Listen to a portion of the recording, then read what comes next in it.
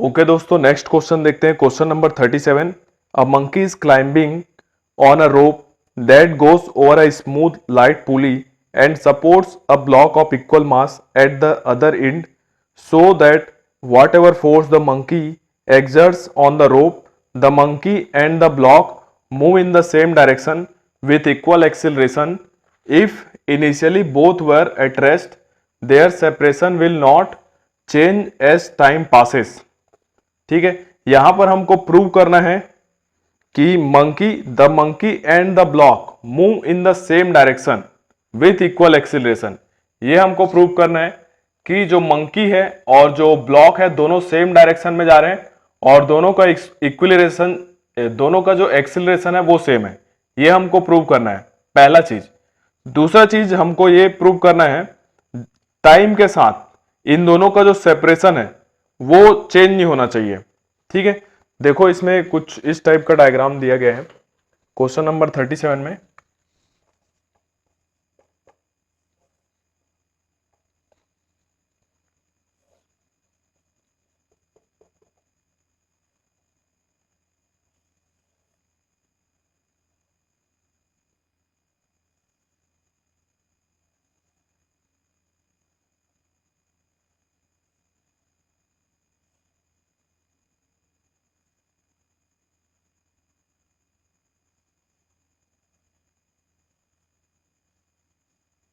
ये मंकी है।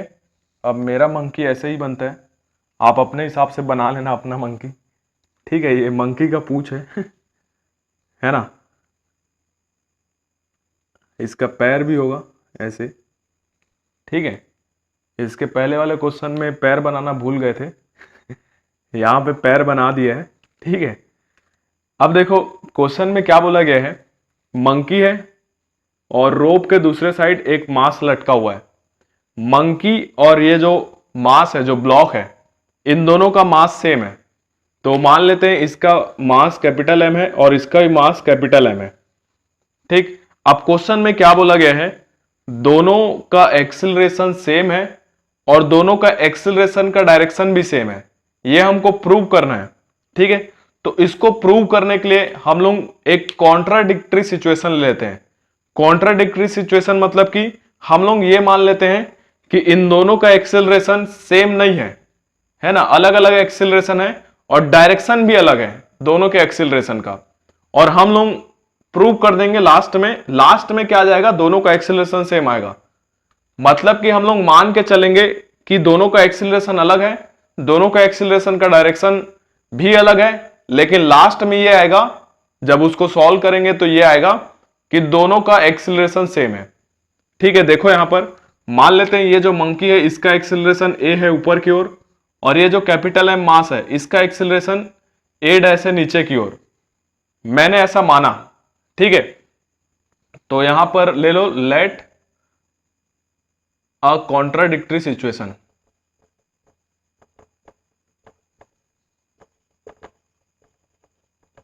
मतलब कि ये सिचुएशन मान के चलना है।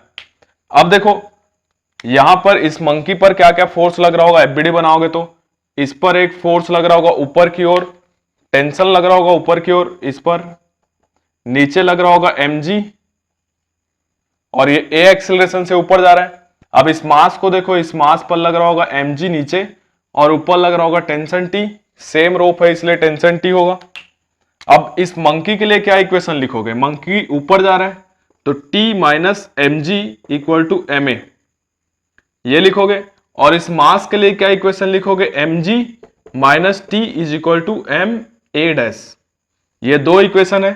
अब देखो इन दोनों इक्वेशन को ऐड कर दो, ये इक्वेशन नंबर 1 है और ये इक्वेशन नंबर 2 है। दोनों इक्वेशन को ऐड कर देते हैं, इक्वेशन 1 प्लस इक्वेशन 2। दोनों इक्वेशन को ऐड करोगे देखो क्या होगा। पहला इक्वेशन है t minus M G equal to M A और दूसरा इक्वेशन है mg minus T is equal to M A dash.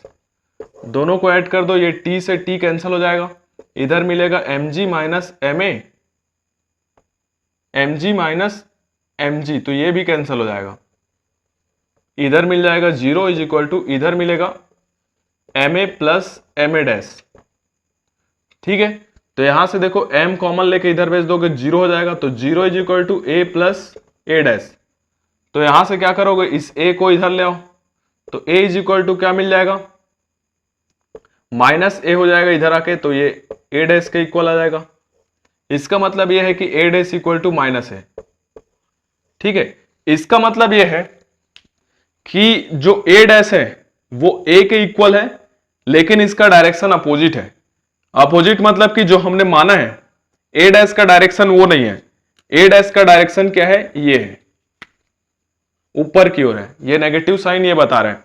और a डैश का जो वैल्यू है वो a के इक्वल हो जाएगा अगर ऊपर लोगे तो देखो हमने क्या माना था, एक का ऊपर दूसरे का नीचे, लेकिन फाइनल जो आंसर आ रहा है दोनों का एक्सेलरेशन ऊपर की ओर आ रहा है और दोनों का एक्सेलरेशन सेम आ रहा है। इसका भी एक्सेलरेशन a आ रहा है और a डैश a के इक्वल है। क्लियर है?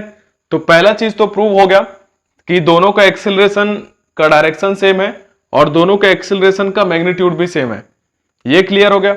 अब दूसरा चीज क्या बोला गया है, इन दोनों के बीच का जो सेपरेशन है ये टाइम के साथ चेंज नहीं होना चाहिए। तो दूसरा चीज भी देख लेते हैं।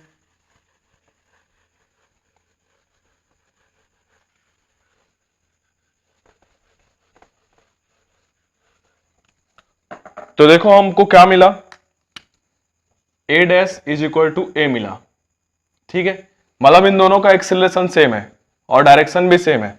और हम लोग जानते हैं कि a इज इक्वल टू क्या होगा, D square x upon D T square, ये होता है। x को 2 बार डिफ्रेंशिएट करोगे तो a मिलता है। ठीक है, तो यहां पर देखो इस केस में जो चेंज इन x होगा, मतलब ये जितना डिस्टेंस ट्रेवल करेगा मंकी, उतना ही डिस्टेंस m भी ट्रेवल करेगा टाइम के साथ। सपोज ये 1 सेकंड में 5 मीटर चलता है, 5 मीटर मत लो, 2 मीटर चलता है, और ये भी 1 सेकंड में 2 मीटर चलता है, तो इन दोनों के बीच का सेपरेशन क्या होगा, सेम होगा। देखो कैसे बढ़ रहे होंगे, ये मान लो मंकी है, ये मान लो ये मास m है, तो ये दोनों टाइम के साथ ऐसे चल रहे होंगे, सेम आमने सामने ऐसे। क्लियर है?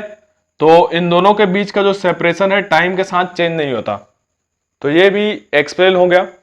तो आई होप ये क्वेश्चन नंबर 37, इसको मंकी प्रॉब्लम भी बोलते हैं, तो ये आपको समझ में आया होगा और ये बहुत फेमस है, मंकी प्रॉब्लम। ओके।